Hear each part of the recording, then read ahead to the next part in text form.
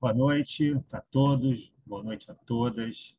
Prazer recebê-los aqui em mais um painel aqui desse webinar, os desafios da adoção de sistemas de gerenciamento de valor agregado no Brasil. Estamos chegando aí na reta final, né, dessa série de eventos, de painéis. Estamos chegando aqui no quinto e último painel, em que a gente vai falar sobre mais um pilar aí do gerenciamento de valor agregado, do EVM, que é em relação a custos. Enfim, tem sido uma alegria e um prazer muito grande compartilhar experiências aqui com todos que têm vindo participar desse painel, que tem sido um sucesso, com um número de participantes muito significativo, participação da audiência sempre com perguntas, enfim, o retorno que a gente tem recebido ao longo dessas 5 semanas de evento tem sido muito bacana, muito positivo. E, enfim, esse é um evento da FGV Projetos, patrocinado pela FGV Projetos, um evento totalmente gratuito, que a gente fez com apoio aqui com o patrocínio da nossa diretoria. E ele está disponível pela plataforma Zoom, com tradução simultânea, e também pelos canais do YouTube da FGV, sem a tradução, aí cada um com a sua língua nativa. Sou Maurício Gouveia, sou aqui gerente de projetos da FGV Projetos, e estou aqui com os colegas que vão participar hoje desse último dia, que é um dia aí de celebração também por esse sucesso todo que a gente obteve. Antes da gente começar, é importante sempre dizer que essas manifestações que são expressas aqui por integrantes do quadro da Fundação Getúlio Vargas e por convidados que participam desses eventos e transmissões online representam exclusivamente as opiniões de seus autores, não necessariamente a posição institucional da FGV. E também reiteramos que todos aqui presentes concordarem em participar do evento de forma espontânea, autorizam o uso da imagem para essa transmissão, que ficará disponível nos canais da FGV no YouTube.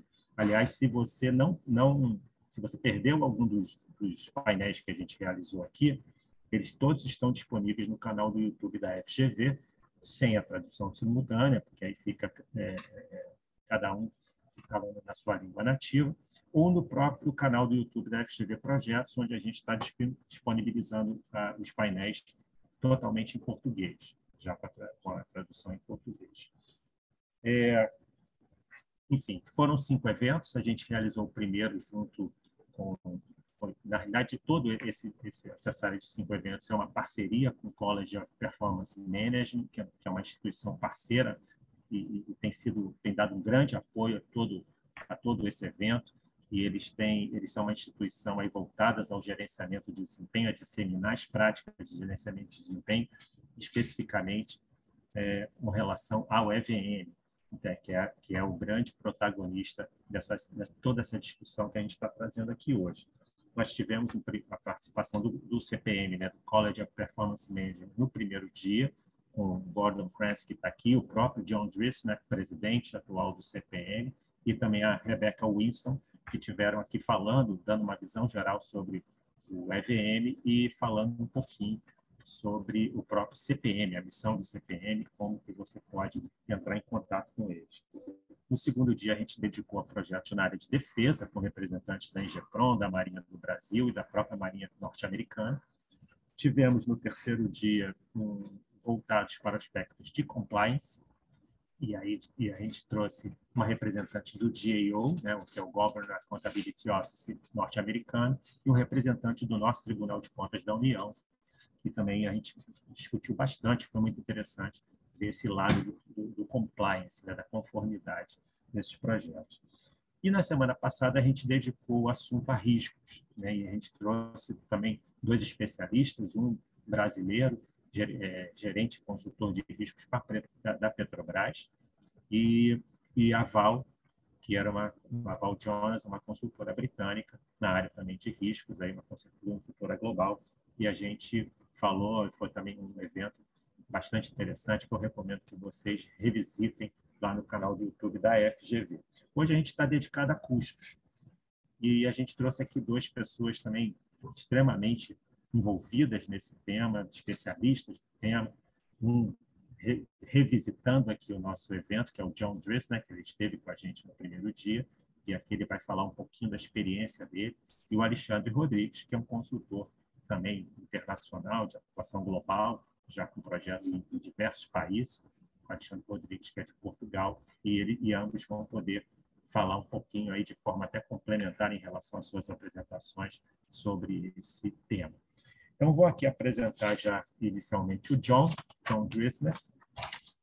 Ele possui certificações PMP, Project Management Professional, e também é Scrum Master CSM. Ele é avaliador de custo certificado e profissional de aquisição de defesa. Possui mais de 35 anos de experiência em projetos na área federal, defesa e inteligência, considerando implementação de gerenciamento de portfólio no complexo ambiente federal de defesa, criando programas de seminários para acelerar a inovação em equipes multifuncionais. John também é presidente do College of Performance Management, como eu falei, para o período 2022 a 2024. Ele é membro da equipe de desenvolvimento do Standard for Program Management do PMI. Foi membro da equipe principal do Standard for Earned Value Management do PMI também. Ele é autor de diversos artigos para o PMI, focado nos padrões ANSI, e leciona há mais de 10 anos em programa de mestrado da American University e no programa AU Key Executive Leadership. Ele faz parte do corpo docente do corpo do Centro de Excelência em Gerenciamento de Projetos da Universidade de Maryland, bem como no Defense System Management College, e é sócio da empresa Old Stone Consulting, empresa em que ele é um dos responsáveis. Bem, John, é um prazer recebê-lo aqui mais uma vez. É uma alegria poder ouvir você poder versar sobre esse tema que é custos, que é um aspecto tão importante do EVM. E foi muito interessante quando eu assisti sua fala no canal do YouTube do CPM, naquela linha do tempo do EVM, em que você até relembra o seu pai, né? Lá na década de 50, em 1956, e o seu pai já falando sobre eficiências em projetos, sobre custos reais, sobre dólares agregados, enfim, na década de 50, essa coisa e toda essa ambiência do gerenciamento de valor agregado nascendo lá naquele tempo. Então, é um prazer estar aqui com você. Deixo a palavra para que você faça a sua exposição. Okay, thank you very much. Really appreciate that. Muito obrigada, eu realmente agradeço por isso. Deixa eu ver se eu consigo compartilhar a minha tela aqui. Bom, é um prazer estar de volta. Estou muito feliz de estar aqui dando suporte nessa luta. E nós vamos falar hoje, principalmente, em estimativa de custos e como que a gente faz isso com esse guia de avaliação, quais são as funções nessa discussão quando a gente tem que lidar com projetos e programas e portfólios. Você consegue ver no lado direito que nós temos um guia de estimativa de custos e de avaliações, e isso foi criado pelo governo americano, pelo departamento conhecido como GEO, e foi lançado em março de 2020, e vocês podem dar um Google nesse documento, escrevendo DEO na sua busca, e vocês com isso vão achar esse documento, e tem uma versão anterior publicada em 2009. O documento começou a ficar melhor em 2005, então teve 4 anos de esforço até esse documento ser lançado, e nesse guia do GAO, nós temos o Escritório de Contabilidade, o Departamento de Contabilidade dos Estados Unidos, guiando as audiências de programas e projetos, o Departamento de Defesa e todos os outros departamentos federais. Então, nós estamos falando sobre custos, mas, na verdade, nesse guia, nós temos 4 capítulos sobre valor estimado. A gente tem o capítulo 17, com uma visão geral, depois uma discussão de processo no capítulo 18, e a gente fala um pouco mais no capítulo 19, e também uma discussão sobre o valor de execução do projeto. E, finalmente, no capítulo 20, a gente tem os sistemas de EVM e como validar esses sistemas de vigilância com as linhas de base e alvo quando a gente tem que resetar esse baseline no programa. Então, essa é a referência que eu vou usar conforme a gente vai passando por esse tópico hoje. E no próximo slide, nesse capítulo 18, que fala sobre o processo de EVM, o GAO tem um processo de 13 passos, que é o que está aqui na coluna da direita do slide. E no lado esquerdo, na coluna da esquerda, nós temos os 11 passos que são do padrão ISO, que também seguem muito bem o padrão australiano, que surgiu, eu acho que em 1974, nos Estados Unidos. A gente teve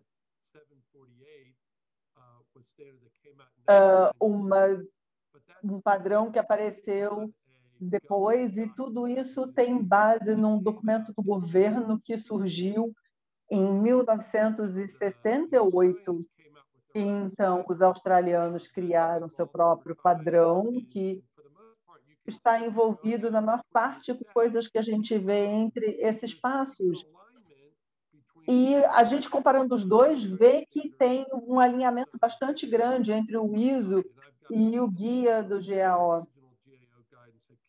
E esse aqui não é o documento original, mas a gente tem esses passos todos que a gente pode comparar. A ambição, que é a caixa inferior do lado direito, é que o GAO adicionou uma análise de risco e usou essa análise de risco para informar as estimativas que estão completas e que são feitas. Então, por exemplo, uma previsão de um valor, uma linha de base, e uma previsão de qual é a estimativa para completar a tarefa. Então, o que o GAO pensou, e que eu acho que é muito importante, é que essas estimativas também têm que incluir os custos e as análises de risco. Então, essa é a adição que foi feita. E tem uma nova versão desse guia que vai sair aí. E há outros padrões americanos também que são criados pelo Instituto de Gestão de Projeto, e o Alex e eu temos trabalho com o comitê deles, e esse padrão foi criado pelo PMI em 2019, que também traz uma análise de risco. Então, eu suspeito que do lado da ISO talvez haja um novo padrão surgindo aí, mas é um novo guia que vai surgir da ISO sobre o valor, sobre o EVM, que inclui avaliação de risco e etc.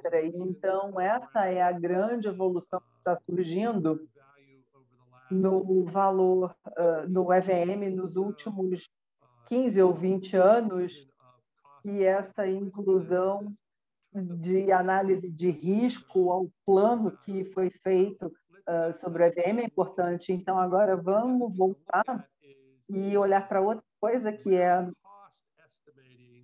onde as estimativas de custo e os valores se juntam também. Na primeira linha da caixa aqui, eu vou mostrar um pouco disso e passar pelo processo de estimativa na próxima tabela. E esse processo que nós vamos falar tem muitas das mesmas coisas que a gente vê nos primeiros 4 passos desse processo de EVM. Então, a definição dos esforços do escopo e colocar uma estrutura toda ali e decompor isso e criar uma nova estrutura e ter essa estrutura toda funcionando, tanto em estimativa de custo quanto em EVM. e identificar quem é responsável na organização por isso, porque a gente precisa dessa estrutura na organização. E com essa organização, com essa estrutura, você consegue definir os trabalhos. Então, para uma organização, as pessoas vão ter tarefas e responsabilidades e um trabalho específico nessa estrutura. Então, a gente tem uma gestão de projeto bastante objetiva que pode controlar tudo, e esse é o menor nível de gestão em um projeto. É o trabalho que é designado para um indivíduo, ou para uma equipe, ou para um grupo, ou para quem quer que seja. E então, quando a gente tem todo esse trabalho feito, nós precisamos estimar o material de trabalho e desenvolver uma agenda, uma escala para o trabalho. E então, a gente tem algumas linhas aí que são perfeitas entre os guias, elas estão bem próximas, então a gente pega esses controles e trabalha todos eles. E isso também é muito importante em termos de processo, porque o processo não é só uma estimativa de todo o projeto, também vai ser uma noção de dinheiro, da moeda, do custo total. E a gente pode fazer isso de várias maneiras. A gente tem que considerar, por exemplo, a inflação do país durante o processo. Então, a gente tem que ter uma base de tempo para essa estimativa. E com o EVM, quando a gente define essa linha de base, a gente quer também uma base de tempo. Então, tudo isso tem que estar alinhado e em conjunto com os riscos que a gente já falou antes nessas etapas que a gente mencionou antes. Então, vamos olhar agora para os custos estimativos do processo que estão nesse guia do GAO. Então, ele está dividido em 4 partes. Ele inicia com pesquisa, a pesquisa de início, depois avaliação, depois análise, depois apresentação.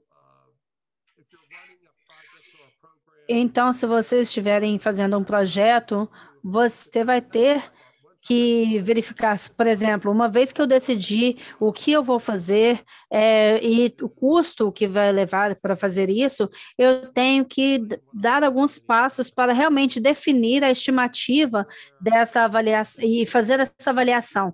É aqui são onde as mesmas técnicas vão ser usadas do valor agregado para dar a base, como nós usamos para fazer a primeira estimativa de custo de um projeto. Nós temos que definir o programa, nós temos que verificar qual vai ser a estrutura. Dessa estrutura vai vir de uma forma estrutura de trabalho. Então, o GAO tem um capítulo inteiro em como construir essa estrutura. E depois nós temos que verificar quais são as presunções, quais são as estimativas, se nós vamos ter um número limite de pesquisas que podemos fazer, o número de pesquisadores, o que vai ser feito a partir dessa estimativa, e isso precisa ser aplicado quando nós estamos fazendo a medida da performance. Isso vai ser decidido e nós temos que construir os dados, as estimativas, as suposições, quantas pessoas vão trabalhar e depois a estimativa de custo desenvolvida através disso tudo. E é exatamente o que nós estamos fazendo na performance. Nós estamos fazendo uma pré-estimativa do que nós vamos medir e fazendo esse comparativo com o valor agregado. Então, essa sessão de avaliação é bem parecida com a que fazemos anteriormente com a proposta. Então, a análise, na parte da análise, a estimativa de custo vai trazer agora uma análise mais sensível e quando nós começamos o nosso valor agregado, nós precisamos fazer onde estão os riscos e as incertezas que nós temos, e como falamos anteriormente, perceber esses riscos e oportunidades e como eles vão afetar o seu projeto. Isso tudo está alinhado, eles estão alinhados uns com os outros. Isso pode ser muito importante. Então, dentro desse guia de estimativa de custo, nós temos esse gráfico que demonstra todas as funções e áreas diferentes. Se nós olharmos na área esquerda, nós temos quem vai ser responsável pela essa parte, pelo início, pelo o gerenciamento de valor agregado, nós verificamos a análise de custo, todas essas, o analista de custo que vai fazer a estimativa de custo e também trabalhando na análise de risco, e também nós temos os engenheiros de sistema para verificar qual esse processo que você está fazendo e qual o melhor processo para te dar as melhores alternativas, para separar essas estruturas e encontrar essas estruturas que vão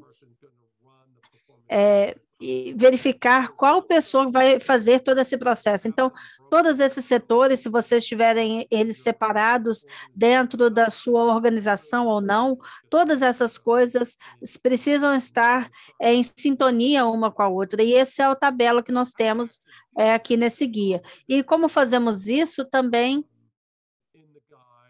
é verificada no guia. Então, é muito importante ter essa separação da estrutura para integrar essa agenda do custo. Então, para verificar a agenda, o custo, até essa timeline. Então, nós temos aqui essa seção e nós temos uma divisão chamada de integração do programa, e esse gráfico vem do aplicativo deles, e você pode procurar no Google também, NDAE, e você vai verificar o documento. Esse é um documento que é aberto, onde tem vários contratos, várias pessoas aqui nos Estados Unidos usam para juntar essas melhores práticas, e as pessoas concordam assim, isso é o que nós precisamos fazer, e eles usam a mesma tabela. Se você for de um lado da tabela, tem os requisitos que você precisa seguir, então depois temos os elementos da AWS, nós temos a descrição técnica, que nós chamamos do dicionário e da WBS, e depois temos essa estimativa de custo do programa, e isso é 100% dessa estrutura. E eu gosto de pensar nesse trabalho como se fosse o sistema numérico de tudo que está acontecendo nesse programa. E depois, quando nós colocamos isso numa linha do tempo, nós temos um plano que vai nos mostrar esse fluxo nessa agenda, e tem todas as nossas tarefas individuais que vai estar alinhada com o programa em si. Então, tem as estimativas, as pessoas precisam estar preocupadas com isso, porque eles têm que estar alinhados com o custo, têm que estar alinhados com o tempo, têm que estar alinhados com as informações, e isso permite com que eles possam fazer esse acompanhamento. Então, isso dá o básico de como essas coisas estão integradas umas com as outras, e eu acho que se tiver alguma pergunta, eu acho que depois a gente pode falar sobre como a gente aplica algumas dessas coisas, mas você pode conseguir esse guia na internet, você pode apenas procurar no Google, e você também vai conseguir esse guia e conseguir um formulário, eles te vão muitas outras informações sobre essa estrutura e como tudo isso funciona, se você tiver interesse. Então, por mim, eu paro por aqui, eu vou... aqui estão os meus contatos, como eu disse, nós temos coisas muito interessantes, o Alex também que está aqui, o Gordon que esteve aqui nas outras reuniões anteriores. Então, qualquer pessoa que quiser falar comigo ou mandar alguma pergunta, meu e-mail está aí, e eu fico satisfeita em responder qualquer coisa. Então, eu vou parar de compartilhar e passar para o Alex. A gente vai seguir aqui com a apresentação do Alexandre e, ao final, a gente vai abrir para as perguntas, enquanto as pessoas também vão deixando aqui seus questionamentos aqui para que a gente possa fazer o debate ao final das apresentações. Então, já vou passar aqui direto para o Alexandre. Alexandre, muito obrigado por aceitar o nosso convite, compartilhar sua experiência aqui com a gente. O Alexandre Rodrigues, ele é formado em Engenharia de Sistemas e Informática, obteve também um doutorado em Ciências de Gestão, com especialização em Gestão de Projetos no Reino Unido. Ele foi um doutorado patrocinado pela OTAN e o trabalho foi premiado pela Associação Britânica de Pesquisa Operacional e apresentado em sessão plenária em congresso no MIT. Ele é certificado em Project Management Professional pelo PMI. Ao longo da sua carreira profissional, já de mais de 25 anos, ele lecionou em várias universidades em diferentes partes do mundo, incluindo Portugal, Reino Unido, Austrália, Colômbia, África e também aqui no Brasil. Através de sua empresa PMO Projects, tem prestado serviços de assessoria a várias empresas globais e organizações internacionais também, em particular para projetos de CAPEX, dos setores de defesa, mineração, infraestrutura, energia, programas de investimento público, entre outros, incluindo clientes como a OTAN, Marinha Portuguesa, BAE System, Volkswagen Vale, aqui no Brasil, e BHP Billiton, entre muitos outros. Desde 2001, ele é consultor sênior do CUDA Consortium e pertencendo à área de tecnologia. Tem participado de vários estándares internacionais no desenvolvimento desses padrões, tendo sido o autor principal da segunda edição da norma de EVM do PMI, e a primeira edição da norma PMI-ANSI para o método de EVM atualmente em vigor nos Estados Unidos. Foi revisor do guia de estimação de custo do GAO, esse que também o John acabou de mostrar para vocês, e participou da equipe principal da norma ISO 21512, que é um guia de AVM, atualmente em desenvolvimento. Publicou vários artigos em revistas internacionais e científicas e de negócio. Ele tem habitualmente sido voluntário do PMI, da American Association of Cost Engineering, a ACE, a própria ISO e o College of Performance Management também. E aqui ele coloca que tem como principal hobby realizar caminhadas na montanha e na floresta, onde também faz corridas em trilha com seus cães, que tem muito carinho. Então, Alexandre, muito obrigado mais uma vez. Vamos ouvir você nessa sua exposição sobre custos e EVM. Um grande abraço.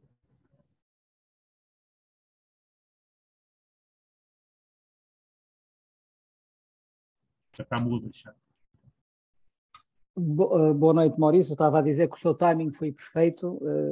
Prometo fazer um esforço para conseguir o mesmo grau de rigor que você está a ter com estes timings. Eu quero agradecer, em primeiro lugar, à FGV e ao Maurício pelo convite que me foi feito. É com muito prazer que aqui estou. E dizer também que é com um prazer reforçado estar a co-participar com dois velhos companheiros de equipa. O Gordon foi meu companheiro na ISO 21512. E o John Dresniak, que foi meu companheiro de equipa na norma do EVM que está em vigor, do PMI, e também no Cost Estimating Guide do GAO. A única coisa estranha é que quando eles estão presentes, eu estou habituado a falar em inglês, vou-me abstrair para poder falar em português. Uma breve apresentação da nossa agenda, portanto, irei falar um pouco das normas muito brevemente que já existem e alguns conceitos fundamentais para aqueles que eventualmente não estejam familiarizados com o EVM e também para alinhar alguns conceitos. O John acabou de apresentar uma visão do processo, que é muito importante, e eu vou focar mais em aspectos específicos dentro desse processo, que considero que são muito importantes para o EVM ser bem implementado. Irei falar do tema da orçamentação do cronograma e a confiabilidade da linha de base, da PMB. Irei falar também da existência de duas linhas de base, CAPEX e a linha de base contratual. Falar dos métodos da medição de progresso, integração com o processo de risco, que o John aqui muito referiu. A importância de uma PMB que seja uma linha de base, que seja completa e realista. Indicadores de desempenho, diagnóstico das variações. Análise de tendência e análise de cenários. Farei referência a dois tópicos avançados, extensões à análise de desempenho de prazo e extensões à gestão de programa em portfólio, as extensões do EVM para ser aplicada à gestão de programa em portfólio. E, por fim, fazer um resumo dos principais desafios e fatores críticos de sucesso para a implementação do EPM e terminaremos com as nossas respostas. A experiência que vou partilhar convosco vem da implementação do EVM e de práticas de gestão de projeto em geral em diferentes partes do mundo. É curioso ver que, apesar de serem tudo países com diferentes culturas e a cultura possa ter alguma influência, os desafios fundamentais são sempre os mesmos. Irei, em particular, apresentar exemplos de projetos de grande dimensão, de investimento de capital intensivo, que em inglês são conhecidos pelo acrónimo de CAPEX, Capital Expenditure, que nos vêm de diferentes indústrias. Nesses projetos é particularmente relevante a adoção da EVM e eles dão-nos mais oportunidade, mais tempo para nós implementarmos o método de uma forma mais completa e, portanto, proporcionam exemplos mais ricos. Aquilo que sempre nos levou a implementar o EVM em alguns clientes, mesmo que sem que eles o pedissem, tem a ver com a necessidade da transparência. Não só a questão do rigor na avaliação do projeto, mas a transparência e a criação de confiança nos stakeholders do projeto. Uso muito para esse efeito esta frase de Errol Deming, que nos lembra que não basta o projeto estar de boa saúde, ele tem que parecer de boa saúde a partir da informação objetiva e isenta que se apresenta aos diferentes stakeholders do projeto. O João também já foi referindo, e o Gordon também, existem diferentes normas disponíveis, não são só estas, e certificações também. A ACE, se o Maurício me permite uma pequena retificação, já foi chamada American Association of Cost Engineering, hoje é chamada Association for the Advancement of Cost Engineering, só vou ter essa pequena observação. O PMI tem três versões da norma, na verdade, eu trabalhei nestas duas que aqui estão presentes, com o John na segunda, na da direita, que é a mais recente. E existem outras associações no Reino Unido, na Austrália, penso que também na Suécia, que têm algumas guias para o EVM. No entanto, estas normas hoje em dia ainda são um pouco ilhas isoladas que não estão todas relacionadas, elas são parecidas, elas tratam assuntos comuns, mas ainda são diferentes perspectivas em diferentes contextos para a implementação do EVM. No entanto, constituem fontes de informação bastante valiosa. Falar um pouco do EVM não é objetivo dar uma aula do EVM, mas eu gostava de trazer aqui acima da nossa mesa, alguns conceitos que são fundamentais para se entender o que eu irei falar de seguida. Métricas base. Por vezes fala-se que o EVM é um método avançado, sofisticado, apenas aplicável e se calhar útil a projetos de grande dimensão e apenas viável em organizações com elevado grau de maturidade em gestão de projetos. Não é essa a minha experiência. Quando olhamos para o EVM, vemos que basicamente ele concentra-se este método em 3 medições, que respondem a 3 perguntas que são as que eu aqui apresento. Um projeto está em curso e nós perguntamos-nos quanto trabalho deveria estar feito até à data. Vejam, é quanto trabalho, não é qual o trabalho. Qual o trabalho é uma questão qualitativa. Quanto trabalho é uma questão numérica. Quanto deveria estar realizado de acordo com o plano. A segunda pergunta é quanto está efetivamente realizado. Torna-se já desde claro que, e volto a repetir, quanto está realizado, não qual o trabalho que está realizado. Quando eu comparo estas duas quantidades, torna-se claro que a diferença vai-me dizer alguma coisa. Se eu fiz mais quantidade de trabalho, eu tenho uma abundância de realização, eu estou adiantado. Se eu fiz menos quantidade de trabalho, eu tenho um déficit de realização, eu estou atrasado. E, por fim, quanto custou o trabalho que eu fiz? E quando eu comparo o custo do trabalho que eu fiz com o seu valor no orçamento, que é a quantidade realizada, o verde, eu percebo que posso estar a poupar ou a ter excesso de custo. Antes de chegar ao final, toda a ideia do EVM está focada em ver as desviações antes de eu alcançar os limites, seja de prazo, seja de orçamento, para atuar. Ora, estas 3 perguntas não me parecem ser perguntas que só se apliquem a projetos sofisticados, a projetos grandes, e muito menos que só aplicáveis a organizações de elevada maturidade. Estas perguntas são universais e é necessário responder de forma rigorosa e quantitativa em qualquer projeto, em qualquer organização, se o estamos, de facto, a controlar efetivamente. Um princípio fundamental do EVM, e é o que nos traz aqui, é o custo, é o sinal do dinheiro, o dólar, o real, é a medição, a valorização do trabalho em orçamento. E, portanto, vamos desde já incorporar a ideia de que, no meu projeto, que tem trabalho de natureza variada, desenhos de engenharia, programação de software, escavação em metros cúbicos, cabelagem em metros, construção de estruturas, instalações de equipamentos, fabricação de equipamentos, todo esse trabalho de escopo muito variável, quando eu meço a quantidade, eu meço através do seu valor económico, do seu valor no orçamento. E, portanto, por cada unidade monetária no meu projeto, eu tenho uma unidade de trabalho. Isto é muito importante fixarmos este conceito. Quando implementamos o EVM, o que nós fazemos é identificar o trabalho que tem que ser feito. Isto vem-nos da WBS, que o João esteve a falar. Até aqui tudo bem, fazemos a WBS, chegamos aos pacotes de trabalho e identificamos as atividades, programamos, temos um cronograma, quando é que o trabalho vai ser feito e calculamos um orçamento que muitas vezes não é baseado nas atividades, é baseado nos recursos que vão ser necessários, que é necessário consumir para executar esse trabalho. E que muitas vezes nos vem das análises de engenharia do produto do projeto. Quanto serviços de escavação, quantidades de matéria-prima, como o aço, como o concreto, enfim, horas de operários, etc. O que o EVM requer é que nós mapeemos, façamos a integração entre o orçamento e as atividades. Chama-se isto valorizar as atividades, orçar as atividades.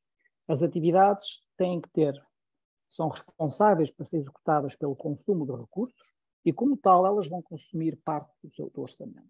Este é o primeiro requisito, conceito fácil, talvez, de entender, mas na prática há aspectos importantes de implementação de que eu irei falar. Quando nós fazemos isto, e o projeto, entretanto, está em execução, neste pequeno exemplo, imaginemos que estamos no mês 5, nós somos capazes de responder à primeira pergunta. Quanto trabalho deveria estar realizado? Qual o trabalho? Já sabemos que é este trabalho todo feito, parte deste e este aqui. Engenharia, escavação, instalação de equipamento. Ou trabalho civil, instalação de equipamento. Mas quanto é que isso representa das 1000 unidades de trabalho? Se eu fizer a valorização desse trabalho em orçamento, eu tenho 650 unidades de trabalho, ou, por outras palavras, a quantidade, o trabalho que estava programado a realizar-se representa no orçamento 650. E, portanto, isto corresponde a 65% de execução económica do projeto, execução orçamental. Já vou falar disto, mas isto não significa nem faturamento, nem pagamento. Significa execução, consumo dos recursos que estão previstos no orçamento.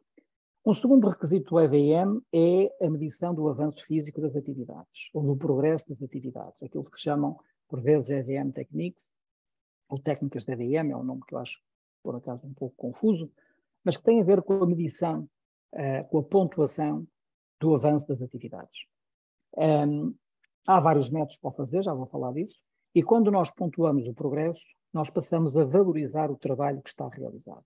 Temos aqui um exemplo em que eu tenho trabalho que está atrasado, esta atividade devia estar completada e não está 75%, isso é óbvio, até olhando para a data. Esta atividade está adiantada, realizou 60%, proporcionalmente deveria ter realizado metade, 50%, esta está atrasada e esta está adiantada. Portanto, eu tenho aqui um misto, como sempre acontece nos projetos, de trabalho atrasado, trabalho adiantado.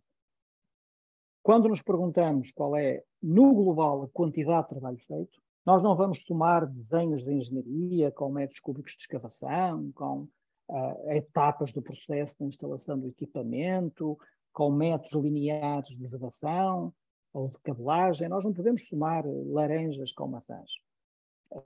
O que nós fazemos é valorizar esse trabalho no orçamento e somá-lo. Isto resulta em 560, ou seja, o trabalho que está realizado corresponde no meu orçamento, está valorizado no orçamento 560. E, portanto, isto corresponde a 56% e torna-se aqui, olhando para estas duas medidas, evidente que eu estou atrasado. Passamos a olhar para o atraso aqui em volume, que é um aspecto importante. Vejam que a equipa de gestão deste projeto pode reprogramar o trabalho futuro, este que falta, que tem que ser feito cá à frente, este que falta, que tem que ser feito também à frente. Este que já foi feito desaparece e vai para trás. Foi feito no passado, naturalmente. Podemos reprogramar e continuar com os 10 meses. Tudo bem. E isso significa que temos uma reprogramação que mantém a data planeada de fim. Que seja, mas o atraso é um facto na mesma. Há um déficit de realização. Adiantado ali, atrasado acolá, a verdade é que eu fiz menos quantidade do que estava previsto. Eu tenho um déficit de 90 de realização. Ora, isto é medir atraso em volume de trabalho. Não é quanto tempo eu estou atrasado, é qual é a quantidade de trabalho que está em déficit e que não foi realizada, em quantidade. Ou qual é o déficit, a quantidade de trabalho que está por fazer e que já devia ter sido feita. E, finalmente, eu tenho que apropriar os custos reais, que é o número que eu tenho aqui a vermelho, já vou falar um pouco. Os custos reais não são pagamentos, na maior parte das vezes não são pagamentos. É o consumo. Os recursos foram consumidos, agora as quantidades exatas que foram consumidas e o custo unitário exato que foi aplicado a esses recursos. E eu tenho que, no método EVM, eu tenho que apropriar esse consumo às atividades. E tenho que usar o mesmo critério que usei para construir a baseline. Se eu comprei um equipamento por 1000 e que no fim do projeto vale 200, que foi uma ferramenta, e portanto a depreciação é 800, eu apropriei esses 800 a linha de base segundo um determinado critério para estas atividades, vamos imaginar que foi pela duração, como exemplo. Eu agora tenho que também registar o consumo do uso desse equipamento, dessa ferramenta, tenho que registá-la também com base nesse mesmo critério. O EVM está bastante próximo dos princípios da contabilidade analítica, a apropriação do custo a quem é responsável pelo seu consumo. E neste caso eu tenho 700 de custo. E é evidente que se eu consumir 700 unidades monetárias para realizar 560 unidades de trabalho e cada unidade de trabalho tem direito a uma unidade monetária, a um real, uma unidade de trabalho, um real, eu tenho um sobrecusto, um custo em excesso. Eu gastei 700 para realizar 560. Eu tenho, portanto, um desvio de custo. A análise destas variações é importante. Portanto, regressando aqui ao nosso exemplo, quando eu comparo o verde com o azul, isto é a base do EVM, eu vejo que há um volume de trabalho em atraso, está aos 90, e vejo que há um excesso de consumo de recursos, 140. E, finalmente, tenho ainda, se quiser, posso ainda olhar, é o que menos interessa, é o que menos importa, mas posso olhar também para o ritmo a que eu estou a consumir o meu orçamento. Eu estou a gastar rápido, estou a gastar 50 mais rápido. Portanto, eu consumi mais orçamento do que estava previsto ao final de 5 meses, mas eu posso consumir o orçamento rápido por boas e por más razões. Eu posso consumir o orçamento rápido porque adiantei trabalho, ou posso consumir o orçamento rápido porque tive ineficiência, ou seja, os recursos custaram mais, ou consumi mais quantidades do que estava previsto, gastei mais horas do que estava previsto. E eu, quando olho para esta diferença, estou a gastar rápido, eu tenho que olhar para as outras diferenças para perceber porque é que eu estou a gastar rápido. E neste caso, temos um exemplo em que eu estou a gastar à frente avançado 50, mas na verdade eu já gastei a mais 140. É diferente gastar rápido ou gastar a mais, em excesso. É diferente eu gastar a mais para o tempo que passou ou gastar a mais para o que eu fiz. Okay? E em termos de análise de custo, o que me interessa efetivamente é verificar se eu gastei a mais em função do que eu fiz ou a menos, se eu poupei. Estas 3 métricas são representadas ao longo do tempo. A ideia é ir monitorando estas variações e não permitir que elas cresçam, intervir.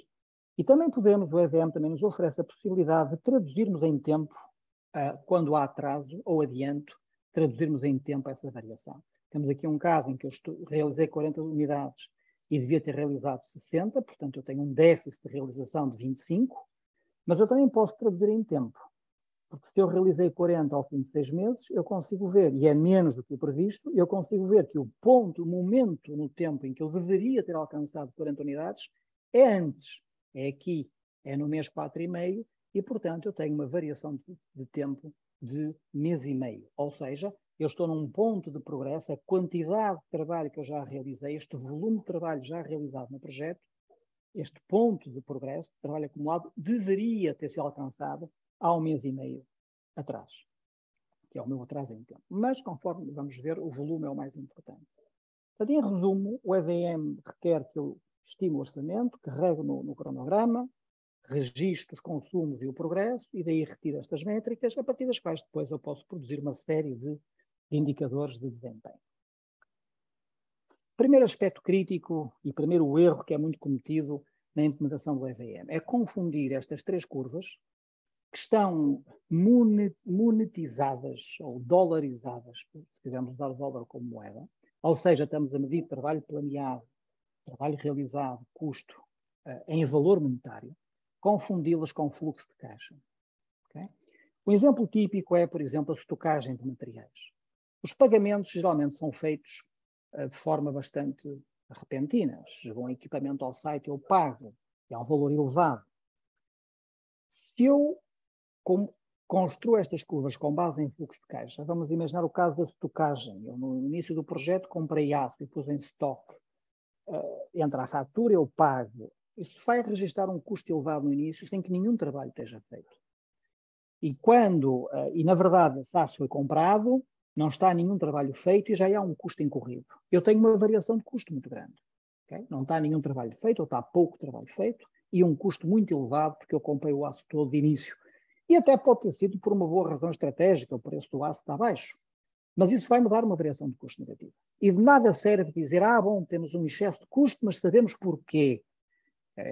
Há aqui uma falsa variação, uma variação negativa, parece ser um excesso de custo, mas na verdade não é. Eu não quero saber o que é que não é, eu quero saber o que é. E não quero que essa variação negativa, inclusive, esteja a esconder ou a compensar outras variações de custo que são, de facto, reais.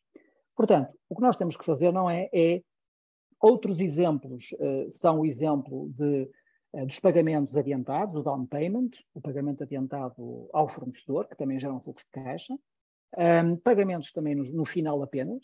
Quando eu faço um pagamento só no final, eu tenho o problema oposto. O trabalho está a avançar, o trabalho verde realizado está a avançar de uma forma mais contínua e não há custo. E, portanto, está-me a dar sinais de que eu estou a poupar, não estou.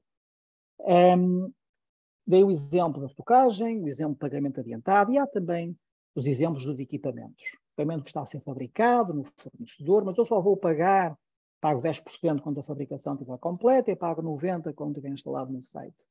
E eu tenho esses saltos repentinos de pagamentos. E durante o avanço do tempo, não está a correr nenhum custo. E de repente dispara. Calha do equipamento chegar uma semana mais tarde, ou 15 dias mais tarde, e esse disparo do custo é mais à frente, e parece que eu estou, nesse período de tempo, no momento anterior, tinha um desvio de custo muito grande, porque era suposto ter recebido e não ter feito o pagamento e não o fiz. Em suma, o fluxo de caixa gera indicadores muito instáveis, ou seja, chamadas falsas variações. Temos aqui um exemplo real, com dados reais, de quando eu comparo o fluxo de caixa irreal com o fluxo de caixa que estava planejado, eu tenho variações que são repentinas. Quando eu aplico o valor económico, eu tenho indicadores mais estáveis, que é essa a perspectiva do EVM. E o que é que significa esta perspectiva económica? Significa que, por exemplo, o caso da estocagem do aço, eu só vou declarar custo real quando o aço é aplicado, quando ele é consumido no trabalho. E eu consumi o aço, construí um pilar, eu declaro o consumo do aço. Enquanto ele está em estoque, o seu consumo não está declarado. Está pago contabilisticamente, está pago em fluxo de caixa, eventualmente, mas não está consumido pelo trabalho do projeto. Este conceito de consumo é muito importante. E ele aplica-se tanto na programação, na linha de base, como no registro dos custos reais. E tem consequências, obviamente, para o cálculo da curva verde, que é a valorização do trabalho. Temos também o caso de equipamentos que são ferramenta, quarto exemplo, em que eu compro um equipamento e no fim vendo equipamentos, faço-me dele. O custo real que o projeto está a provocar é a depreciação desse equipamento e agora eu tenho que apropriar essa depreciação às atividades que vão fazer uso, que vão fazer uso desse equipamento. Ora, este trabalho de eu apropriar os recursos às atividades com uma perspectiva económica é fundamental. Às vezes é muito fácil de fazer e às vezes há situações mais complexas, tal qual a contabilidade analítica. E há soluções para isso. Um outro aspecto que eu queria falar tem a ver com as linhas de base. O processo de preparação de um projeto até entrar na fase de maior investimento, que é a fase de construção, as fases anteriores, são chamadas fases de estudo ou de engenharia, Tem várias etapas. Há uma norma que é geralmente aceita, um sistema chamado Sistema de Classe de Custos, que é publicado pela ACE, que me apresenta 5 momentos em que a estimativa de custo é revista. O momento da análise de negócio, análise de viabilidade e alternativas, e depois vem a classe 3, que é a altura em que eu vou aprovar o investimento no projeto. E nesse momento eu estabeleço a minha primeira linha de base. O investidor é para isto que quer olhar. Ele recebeu um cronograma de classe 3, recebeu um orçamento de classe 3, recebeu uma linha de base de classe 3 e é por aqui que ele se vai governar. O projeto é aprovado, o seu orçamento é aprovado, é passado para o diretor do projeto, ou para o gerente do projeto, que depois vai ter que detalhar mais o escopo e as estimativas para ir ao mercado fazer compra, entra na fase de compra, de procurement, e depois negocia-se com os fornecedores e estabelecem-se compromissos contratuais de prazo e custo dos fornecedores, ou com um fornecedor, se for só um. E essa é a classe 1. Aqui eu tenho uma linha de base para gerir os contratos. E posso ter mais do que uma.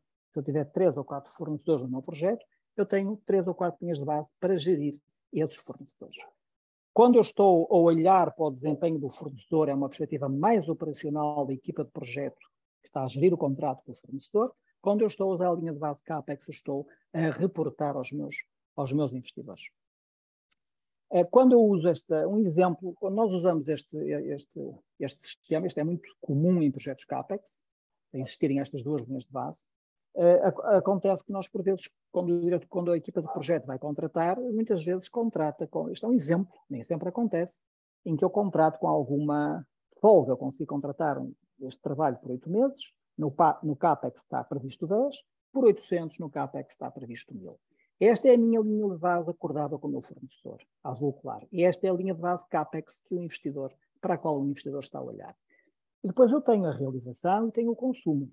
Portanto, eu tenho que dividir as métricas que estão dependentes da linha de base. O custo realizado, o custo real, portanto, o custo incorrido com o trabalho realizado é igual para ambas. Se eu gastei 1 milhão, gastei 1 milhão.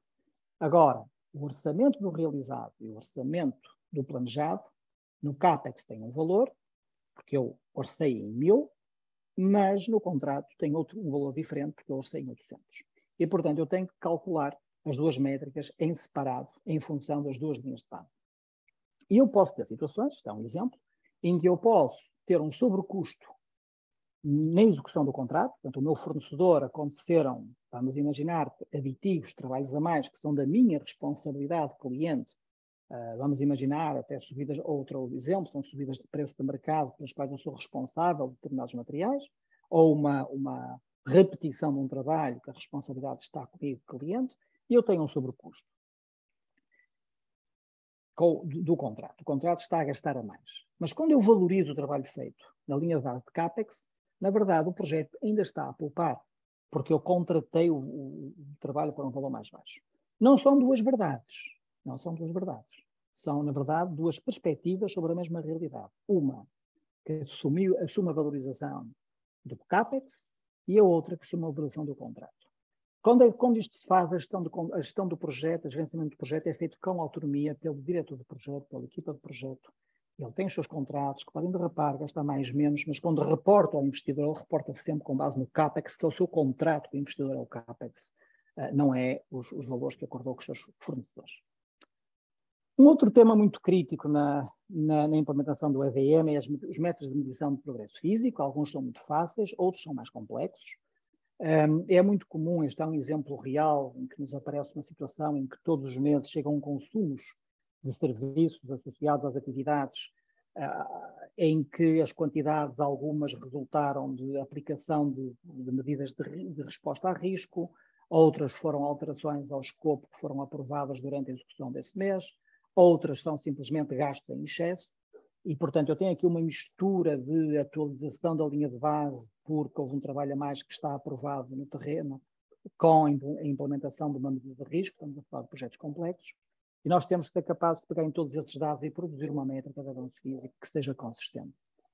Um dos primeiros desafios que eu me recordo de ter foi um cliente que me disse: aqui esta atividade nós medimos o progresso com base nos metros cúbicos de escavação, só que o total da escavação pode variar muito.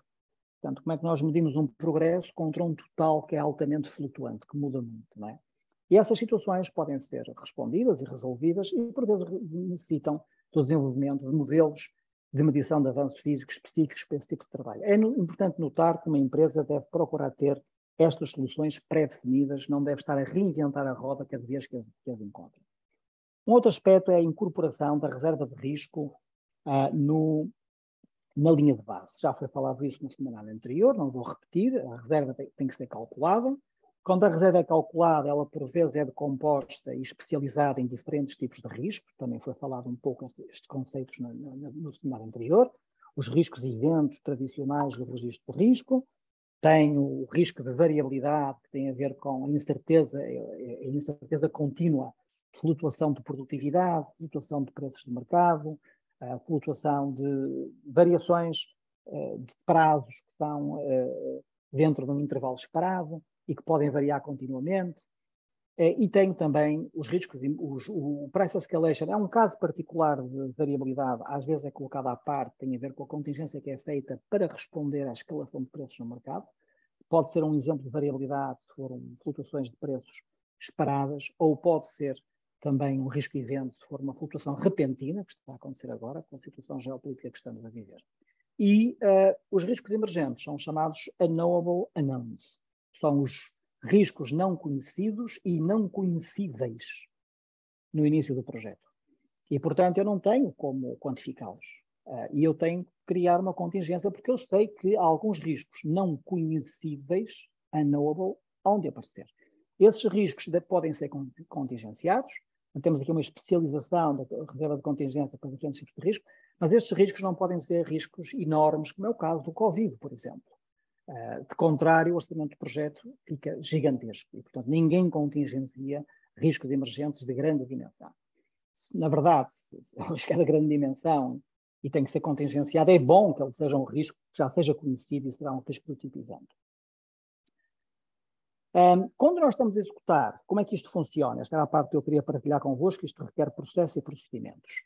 Eu tenho aqui um exemplo simples em que eu vou pintar 4 paredes e o teto de uma sala, e tenho um risco que eu identifiquei, que é aparecer umidade.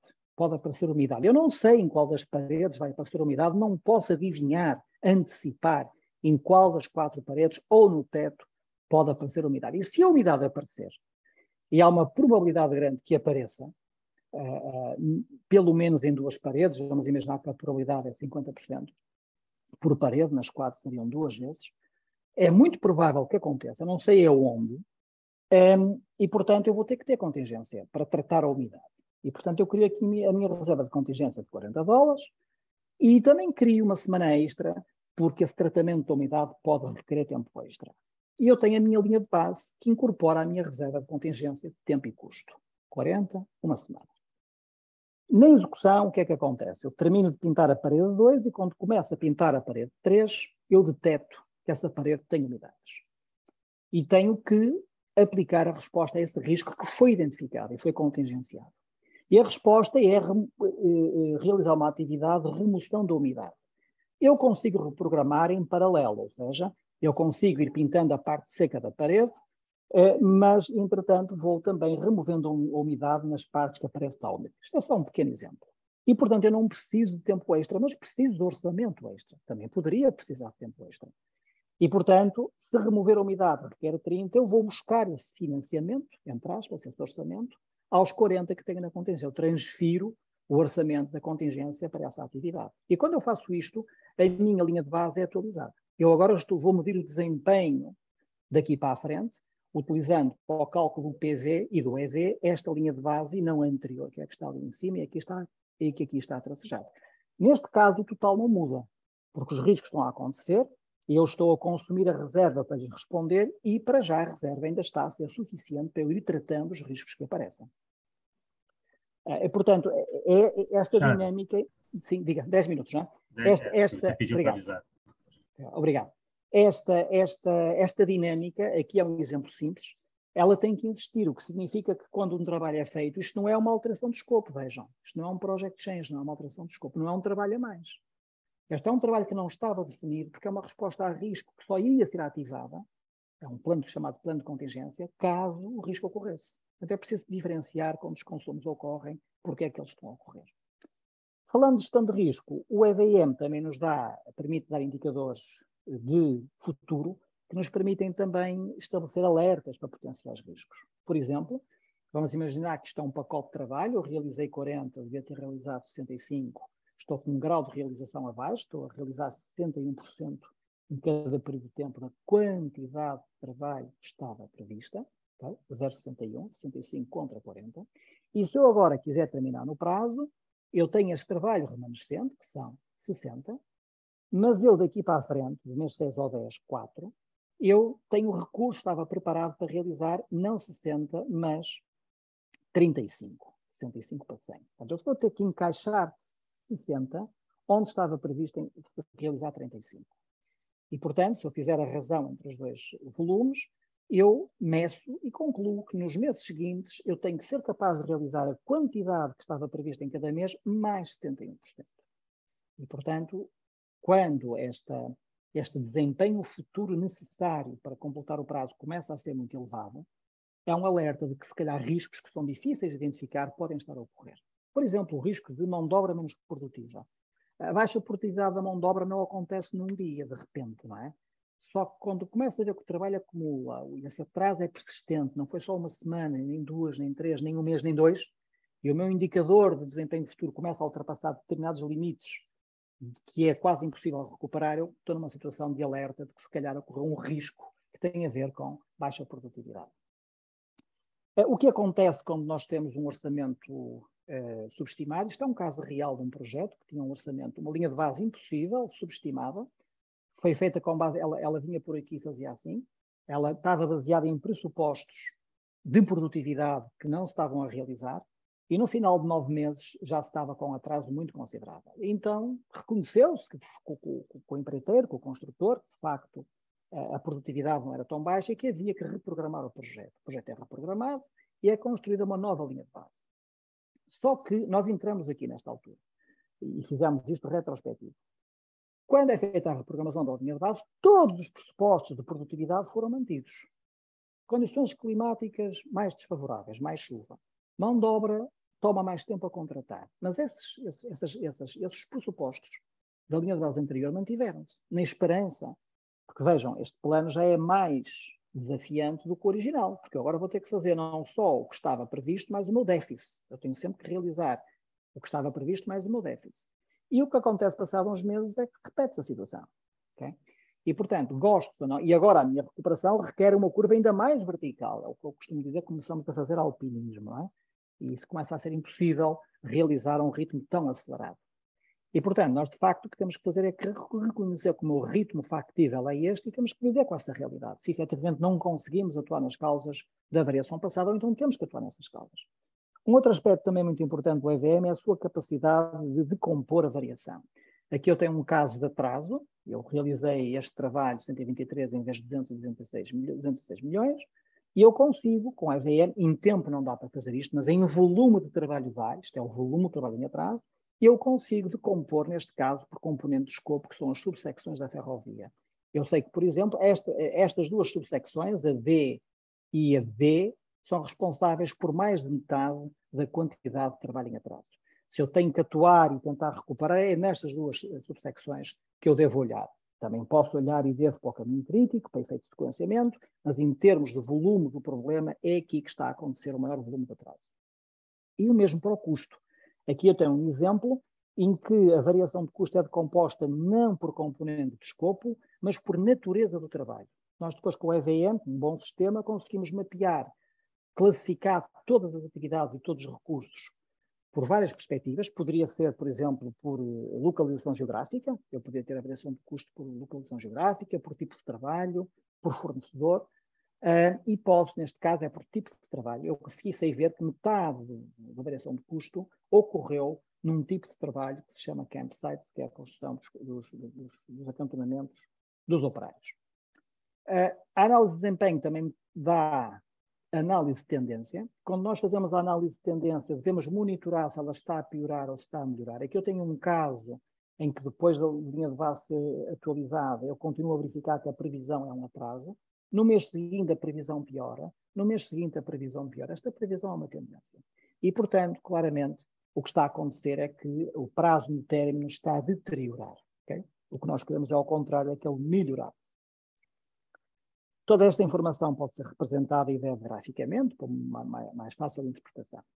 Também podemos usar o EVM para fazer análises futuras. Por exemplo, eu estou aqui neste projeto, estou atrasado, tenho um CPI de 0,75 e um SPI de 0,8, 80%. Eu posso dizer ao modelo, olha, se eu tiver um CPI futuro de 0,90 e se eu melhorar ligeiramente o meu desempenho, ainda que esteja abaixo da baseline, da linha de base, onde é que o meu projeto vai parar? E fazer análises de cenário, okay? Que é importante para eu avaliar possibilidades. Um outro tema que também é muito caro nos projetos CAPEX é o atraso na gestão das alterações, das mudanças. O projeto entra em mudança, entra-se numa renegociação com os fornecedores de preços, dos contratos, e esse processo demora muito tempo. Enquanto essas negociações não estiverem fechadas e a linha de base não for atualizada, eu estou a medir o meu desempenho contra uma linha de base que não é válida. E esse período de tempo tem que ser curto. 1 mês no máximo, um período de controle, 2 no máximo.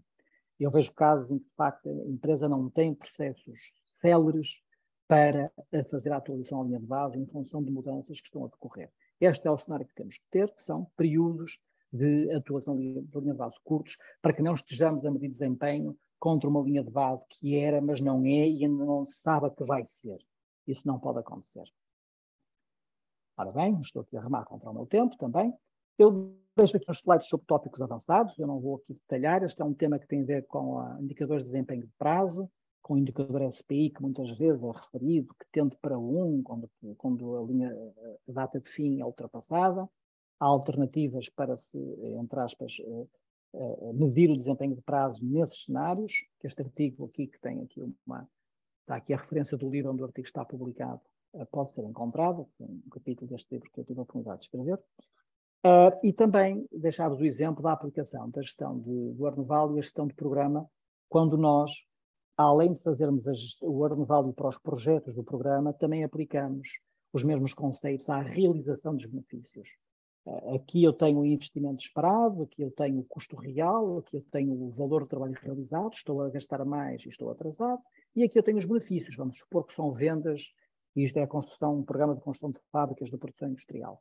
Eu tenho aqui as vendas planejadas, tenho aqui as vendas reais, a preço real, e tenho o valor no meu plano de negócio das vendas realizadas. Eu estou a ganhar dinheiro com as vendas e estou atrasado na realização das minhas vendas, porque as minhas plantas de produção estão a entrar em produção mais tarde. Isto permite-me depois fazer uma análise do retorno do investimento ao longo do tempo adequada, ou seja, consigo comparar o ROI que eu estou a ter com o ROI que estava planejado na altura. Também me permite medir o ritmo a que os benefícios estão a ser realizados. Portanto, basicamente o que eu faço é traduzir os indicadores da EVM para benefícios, em vez de ser ligados ao escopo, estão ligados aos benefícios, e a partir daí eu consigo depois, integrando os indicadores de projeto e de escopo, custo, benefícios e o seu valor, posso integrá-los para fazer cálculos de ROI e verificar se o ROI do meu programa, do meu portfólio, está a evoluir de acordo com o previsto.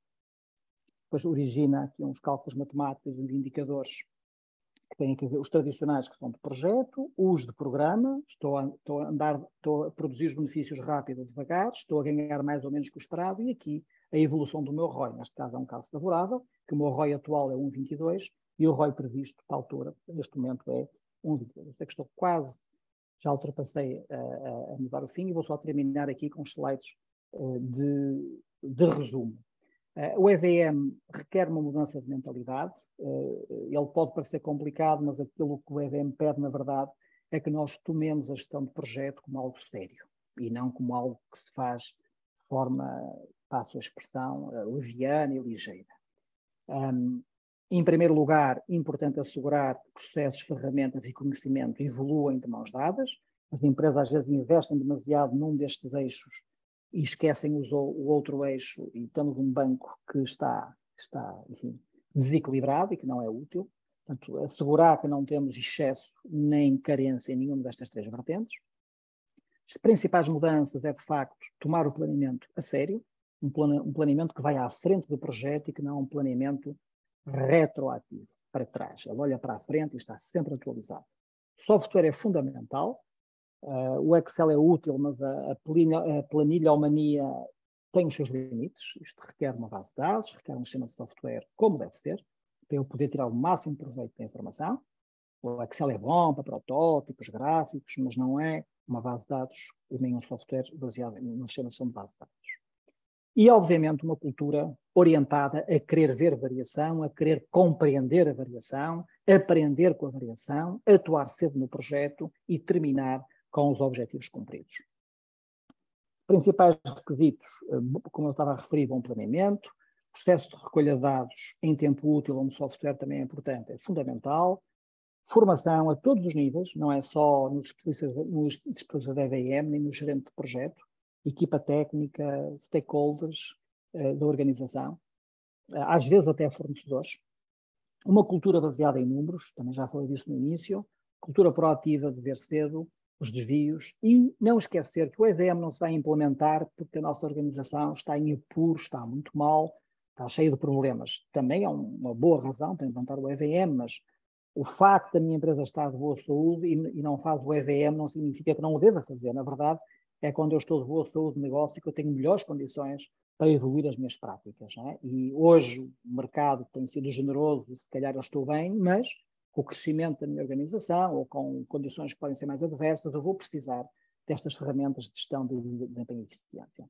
A modelagem de processos também é importante, tem que originar um manual, com passos, com etapas, com procedimentos. Todas as atividades da EVM têm que estar documentadas, não se fazem de uma forma ad hoc.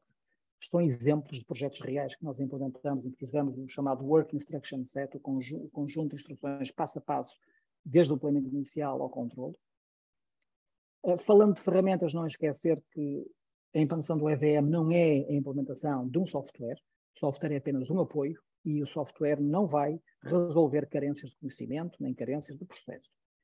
Também implementamos com frequência sistemas de controle de qualidade dos dados. Eu sei que estou aqui a ultrapassar um bocadinho de tempo, estou quase a terminar. Acontecem muitos erros na colheita de dados, os sistemas da EVM, os projetos, não é os sistemas da EVM, os projetos. Navegam no oceano de dados relacionados com progresso, com custo, com prazo, é muita informação, é quase impossível não acontecerem erros no registro e na coleta dos dados. E a maior parte desses erros podem ser detectados automaticamente. Desde progresso em atividades que não se iniciaram, desde progresso em atividades que não têm custo, o trabalho não se faz sem consumo de recursos, o trabalho não se faz no futuro. Há todo um conjunto de situações que pode ser detectado automaticamente pelo software e que ajuda a criar confiança. Por fim, quando nós implementamos um sistema, temos que conciliar a parte técnica, o sistema tem que ser rigoroso, tem que estar correto, tem que fazer bem as contas, não pode ser simplificado em excesso. Às vezes as pessoas não querem lidar com a complexidade e exageram na simplificação e isso origina depois cálculos incorretos.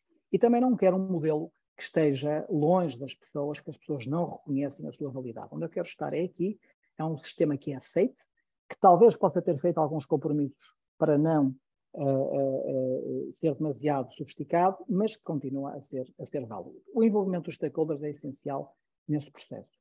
Não esquecer que, em vez de estar a entrar por caminhos errados, por vezes podemos pedir ajuda a quem sabe.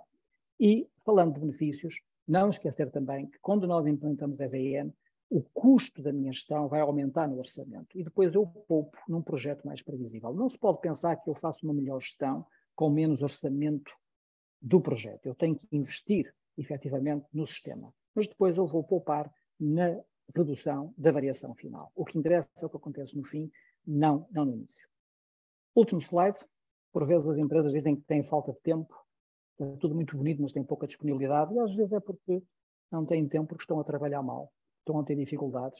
E é preciso aceitar que às vezes temos que saber sacrificar o progresso imediato para criar melhores formas de trabalho que depois vamos recuperar mais à frente com melhor desempenho. Muito obrigado. Maurício, as minhas desculpas pelo atraso. Eu usei os 10 minutos que o John muito generosamente me deu, mais 5 que roubei ao Maurício. Era isto que eu tinha para partilhar convosco. Muito obrigado. Obrigado, Alexandre. Obrigado pela apresentação, realmente muito esclarecedor em muitos aspectos. E, enfim, vamos começar o nosso debate aqui. Eu incentivo as pessoas aí para deixarem suas perguntas também, fiquem à vontade, enquanto a gente vai moderando essa conversa aqui entre o Alexandre e o John. Gordon, queria deixar você à vontade para iniciar esse debate, fazer seus comentários sobre as apresentações que você acabou de assistir e, enfim, fique livre aí para perguntar ao John e ao Alexandre o que você achar conveniente.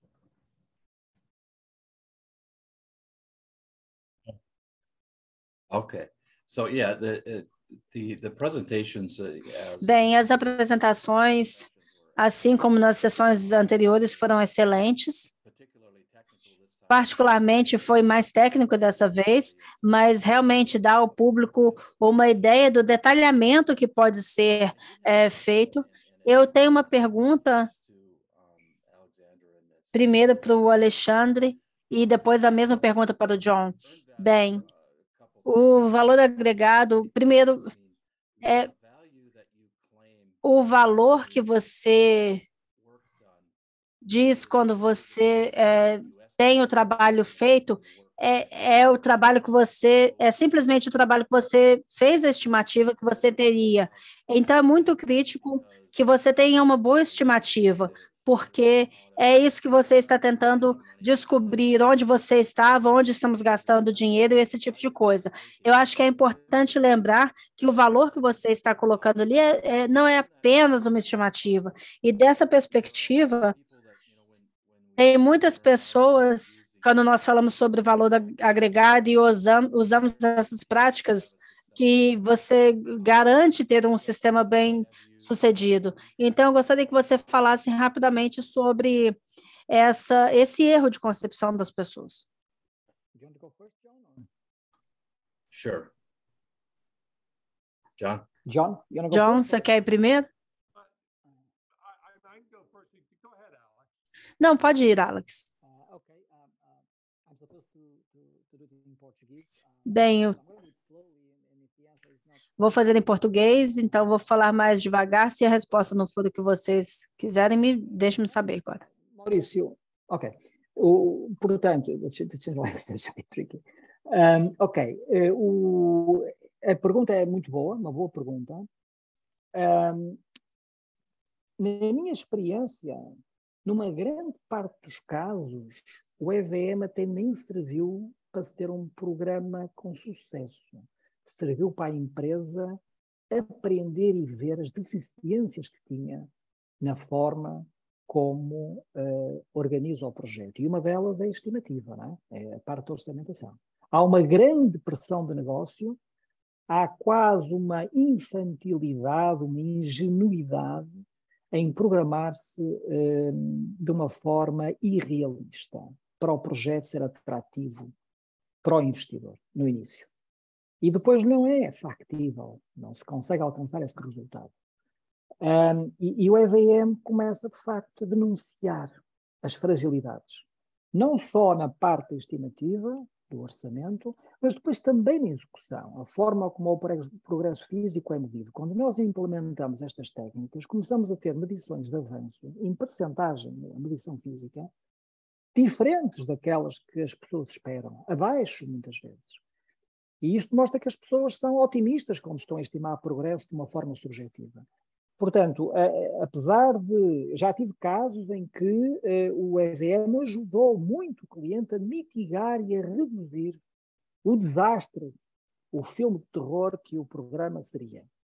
Mas não garantiu o seu sucesso. Agora, ajudou, ensinou e ajudou a reduzir o problema. Claro que numa situação ideal de alta maturidade, os programas têm tendência a ser bem-sucedidos. Okay, all right. Well, thank you. John? Bem, obrigado, John. Bem, eu vou falar do Departamento da Energia e nós tivemos um estudo feito nos últimos anos na Universidade do Arizona e esse estudo, eu acho que foram 26 projetos e o que mostrou foi que esses projetos que seguiram um processo disciplinado do valor agregado, estatisticamente, ficaram dentro do orçamento. Então, foi de 2% a 4%. Aqueles que não seguiram, O valor agregado pode-se dizer que é essa administração do projeto, né? Então, aqueles que não seguiram, você pode falar qual que seria, e se a estimativa de custo estiver errada?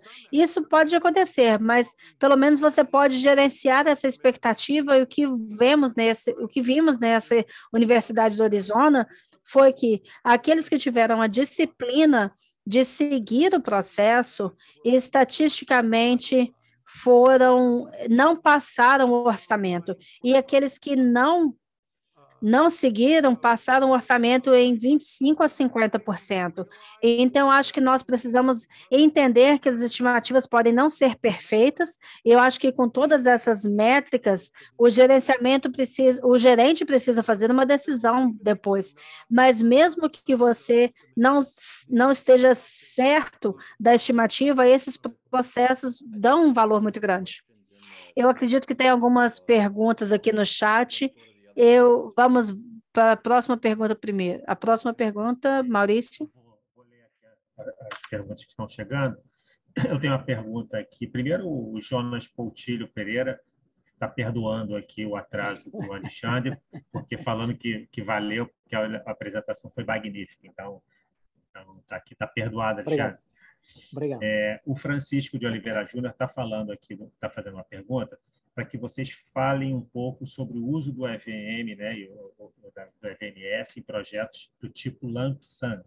Quais os benefícios para o contratante? A pergunta é para mim, Maurício? Para vocês dois, para você e para o John. John, may I just step in first? John, posso começar?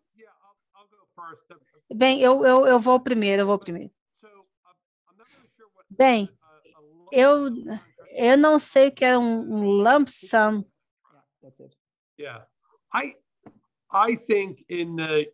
Eu acho que no governo americano, se a gente coloca o preço de um contrato, a gente não precisa do valor agregado, porque o risco é no contratante, o risco é do contratante. Então, se você for um stakeholder fazendo um trabalho separado, se você transfere o risco, você se sente confortável com isso, talvez você não precise fazer esse valor agregado. Mas a empresa que está fazendo o projeto, agora eles têm todo o risco para eles. E para mim, empresas que estão fazendo esses contratos, eles precisam estar motivados a fazer esse processo, porque isso vai ajudá-los a ficar dentro do orçamento. Essa pergunta é uma pergunta clássica, não é? Clássica.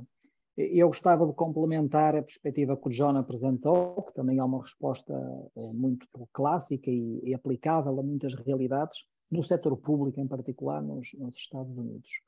A minha experiência vem mais do setor privado, em áreas de investimento, nomeadamente no setor dos recursos naturais, da mineração, infraestruturas.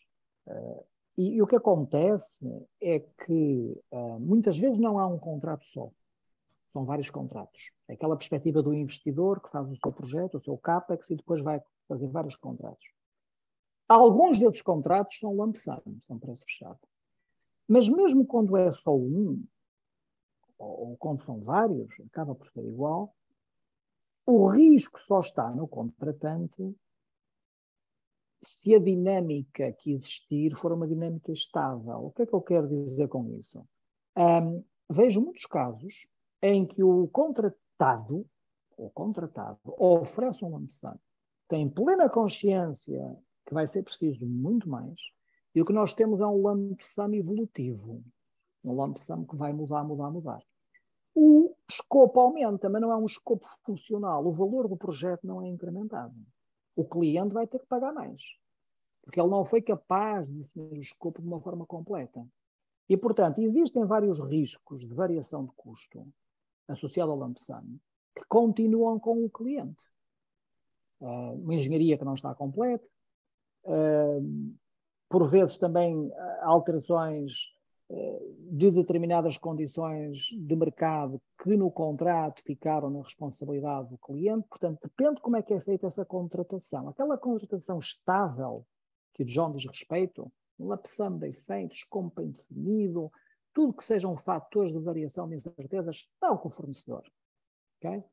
Paraíso. Um paraíso. Um lump sum paraíso. Aí, talvez o EVM não seja útil. De contrário, ele vai fazer falta. Sorry, Gordon.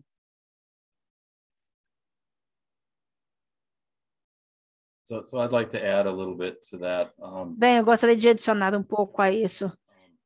O que o John falou, muitos de nós nos Estados Unidos, quando nós falamos de valor, nós falamos desse sistema entre esse contrato entre o governo e o contratante. O Alexandre falou o EVM, ele é o melhor interesse das empresas utilizar o valor agregado para minimizar os riscos de gastar mais num ambiente de fixed price. Mas, como o John disse, talvez o governo não precise desse relatório por causa do risco, mas ainda é importante fazer como contratante. Então, tem alguma outra pergunta aí, Maurício? Tem mais uma pergunta, que aí o Michael Batista está fazendo aqui para...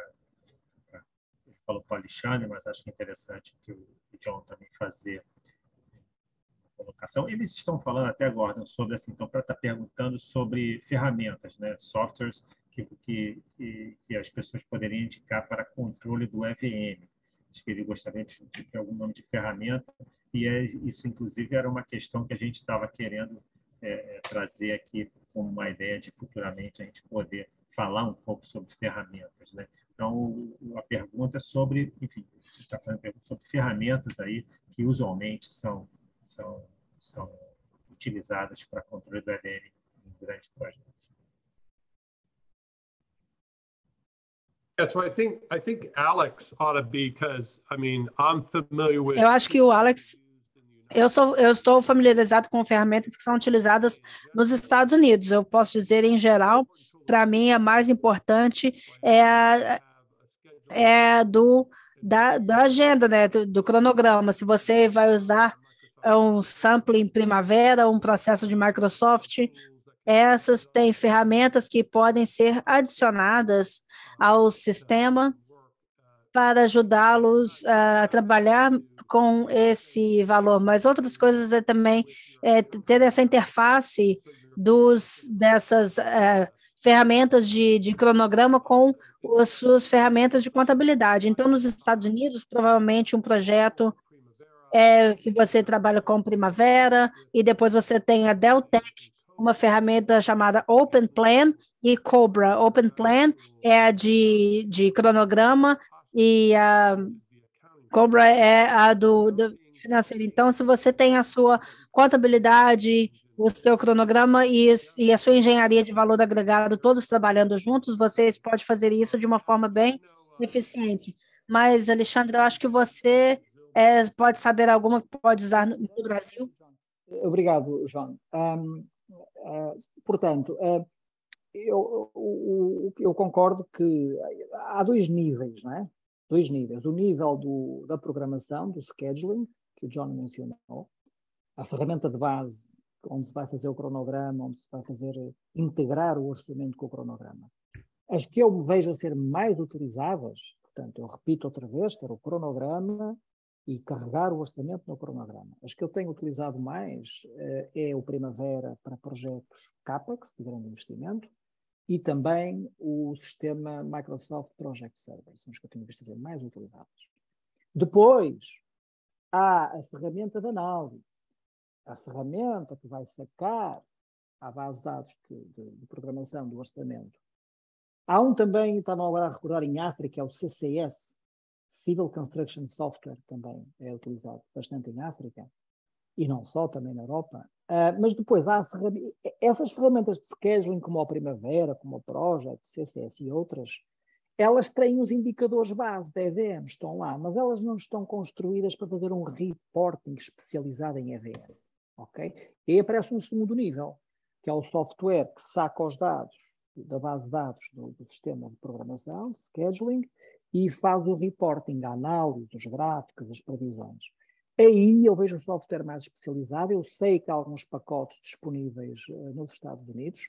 A minha experiência tem sido Os clientes querem sempre fazer da sua forma, da sua maneira. E nós o que fazemos é desenvolver software para montar essa análise. Há que notar que essa análise de desempenho do EVM, ela não está tão madura e estabilizada quando estão outros processos de gestão, como é o caso da contabilidade. A contabilidade está muito padronizada e, portanto, é fácil ter um software único igual em todo o lado. O EVM não está nesse ponto. E a minha experiência é que, dependendo dos stakeholders, dependendo da empresa, eles querem olhar a linguagem, a terminologia, eles querem fazer da maneira deles. Agora, eu sei que estão a emergir no mercado algumas ferramentas que são add-ons, que se montam em cima do scheduling, que permitem fazer, integram com Primavera, integram com Project, permitem fazer esse tipo de análise. Mas é um cenário em desenvolvimento, não há assim um pacote de produtos prontos a implementarem, porque estes processos de EVM, recolha de dados e tudo mais, há bastante adaptação que tem que ser feita à realidade do cliente, não é? Depende também um pouco do grau de maturidade que o cliente tem para poder receber uma ferramenta padrão. Estou a falar do segundo nível, que é o nível da análise do EVM, de desempenho. Obrigado, Alexandre. Isso responde também...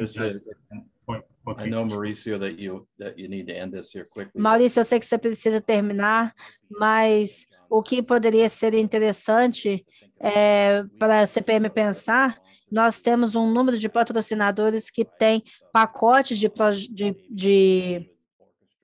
software, e talvez a gente possa orquestrar algum tipo de sessão com a comunidade brasileira para falar um pouco sobre isso. É o que o Maurício falou.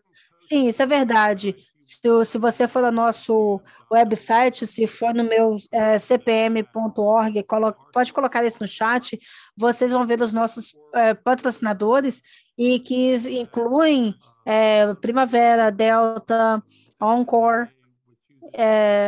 Nós usamos a ferramenta Saffron no norte da Europa, na Suécia, então vocês têm acesso a essa ferramenta também.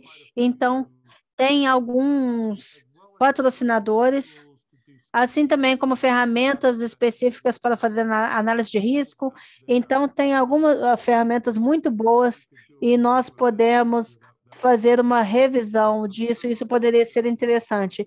Eu tenho certeza que os nossos patrocinadores e parceiros vão ficar felizes em fazer a apresentação sobre o que está disponível. Só falando aqui que, de certa forma, a Luciana também tinha perguntado sobre a questão do Primavera, e aqui eu acho que ela já foi respondida aqui pela exposição do Alexandre e do John. Enfim, a gente está chegando aqui ao final, já estamos no nosso horário. Eu queria deixar, antes de fazer as considerações finais, queria deixar aqui a palavra, pedir a palavra final aqui ao Gordon, ao Alexandre e ao John, para que eles fizessem seus agradecimentos, enfim, suas considerações finais, antes da gente terminar e eu fazer aqui o fechamento dessa série de webinars. Então, começo aí pelo Gordon, que esteve comigo aí em todos esses painéis. Gordon, por favor. Yeah, so again, I appreciate mais uma vez, eu agradeço a visão que você teve para esse webinar. Eu me diverti muito trabalhando com você e fazendo acontecer aqui. Eu acho que nós conseguimos atingir todas as expectativas. Eu gostei muito do processo. Eu gostei muito de conhecer a comunidade brasileira e como eles usam. Eu gostei muito. E nós agradecemos fazer parte disso. Tem muita informação por aí. Nós também temos um canal no YouTube. E, como presidente da associação, eu gostaria de encorajá-los a fazer parte e entrar em contato conosco. É $100. O Alex é membro. Nós temos a Down Jonas, que é parte do grupo, também já esteve na nossa diretoria. E nós temos os padrões, nós temos o Henderson da Austrália, que estava escrevendo um guia e ele também também estava na nossa diretoria. Ele saiu para que ele pudesse escrever esse manual. Então, nós temos um saborzinho internacional. Maurício entrou para a associação. Então, por favor, façam parte. Vocês podem fazer parte do nosso grupo. Nós somos uma organização pequena, mas nós temos muitos experts, como o Alex, como o Maurício, como o Gordon, e tem muitas pessoas que vocês podem se conectar através da rede da College Performance Management. Então, mais uma vez, agradeço a oportunidade e deixe-me saber se puder fazer algo por vocês. Obrigada. Posso? Maurício? Bom, Vai, por favor. agradecer a todos, obviamente, além do convite que já o fiz, dizer que foi um prazer, também foi muito interessante para mim também ouvir uma vez mais o John, apesar de nós já conhecermos muito aquilo que pensamos, estamos sempre a aprender algo de novo, e ouvi também do Gordon, com alguns comentários, e do Maurício, as perguntas dos participantes. Eu não incluí na minha apresentação, por lapso, não sei se o Maurício me permite, o meu e-mail. Se alguém tiver alguma questão, alguma dúvida sobre o que eu apresentei, quer aprofundar, esteja perfeitamente à vontade para me enviar um e-mail. Não é difícil de memorizar. Terei todo o gosto em responder e espero que parabenizar a FGV e o CPM para esta iniciativa e espero ver mais eventos para a frente para que possamos todos contribuir para o alargamento e a adoção do EVM, porque é importante e há muito trabalho por fazer, ou seja, há muitos projetos, muitas organizações que se podem beneficiar do EVM e que não o estão a fazer, e é preciso ajudá-los, é preciso auxiliá-los, e este tipo de iniciativa vai nesse sentido. Portanto, espero que Maurício, esta sua iniciativa tenha novos seguimentos. E no que for útil, também eu, o CPM, seguramente estaremos cá para ajudar. Muito obrigado. Obrigado, Alexandre. Obrigado, Gordon. Obrigado, John. Enfim, chegamos aqui ao final dessa nossa jornada. Enfim, foi uma jornada extremamente gratificante, acho que para todos, mas especialmente para mim e para o Gordon, né, que nós que pensamos isso juntos, né, Gordon, desde o final do ano passado, como é que a gente poderia estabelecer uma parceria junto com o CPM e a FGV. Então, isso foi um sonho aí que nós fomos gestando e chegamos à conclusão que uma série de webinars poderia ser um primeiro passo para a gente alavancar um pouco desse interesse do conhecimento pelo EVM aqui no Brasil. A gente sabe que outros países já estão aí muito mais maduros em relação ao EVM, todos os seus aspectos. O Brasil, começando aí a dar seus primeiros passos numa adoção plena, principalmente do EVMS, da norma EIA 748, que a gente teve essa iniciativa com a Marinha do Brasil e que foi dali o propulsor para a gente poder chegar no ponto que a gente chegou hoje. E eu tenho recebido assim um retorno bastante positivo das pessoas que estão assistindo, enfim, todo o conhecimento compartilhado, pela forma como a gente estruturou esse evento. Então, isso eu devo diretamente a vocês do College of Performance Management por terem me ajudado. Então, já de imediato, eu agradeço a vocês do CPM, a você, Gordon, a você, John, e a Rebecca Winston também, que foram pessoas que nos deram todo o suporte e fizeram todo esse networking para que fosse possível a gente trazer esses participantes todos aqui, que eu vou citar nominalmente aqui, porque faz parte dos agradecimentos. Queria agradecer a FGV Projetos, em nome do nosso diretor Luiz Carlos Duque, que patrocinou esse evento, que acreditou que ele poderia realmente ser uma ampliação do conhecimento nesse campo da gestão. Queria agradecer também pela FGV Projetos o Igor Cunha, nosso responsável pela área de comunicação, que deu todo o suporte para que isso acontecesse em termos de divulgação, que a gente continuasse com uma audiência bacana e um número significativo de pessoas assistindo até esse último dia de evento. Queria agradecer a diretoria de comunicação da FGV. A gente teve aqui a Beatriz, hoje teve a Vanessa, a Rita, a Lilian, enfim, é um grupo grande agradecer aos tradutores que trabalharam na tradução simultânea, e a gente também recebeu, por parte dos participantes estrangeiros, um feedback muito positivo em relação à qualidade da tradução. Isso faz toda a diferença para quem de fora está participando, e acredito para as pessoas que optaram por ouvir o evento todo em português, isso também fez uma diferença positiva. Então, obrigado à diretoria de comunicação da FGV. Eu queria também agradecer aos participantes dos nossos painéis, e aí, nominalmente, eu queria agradecer ao David Kervonen, da Marinha Norte-Americana, agradecer a Jennifer Liotta, do GAO, a Val Jonas, da Risk Decisions, e ao Alexandre Rodrigues, do PMO Projects, aqui, que está hoje aqui conosco, junto com o John, que eu já tinha agradecido pelo CPN, por estarem, enfim, por compartilharem a experiência e terem essa disponibilidade de estarem aqui com a gente. Também queria agradecer aos participantes do Brasil, que tiveram aqui também compartilhando suas experiências, que foi o Fábio Bahia, da Engeprom, a Paula Brum, da Marinha do Brasil, o Alexandre Rodrigues, do Tribunal de Contas da União, e ao Carlos Braga, da Petrobras, que também abrilhantaram esse evento com suas experiências e falando um pouquinho de como eles tratam o EVN nos seus projetos.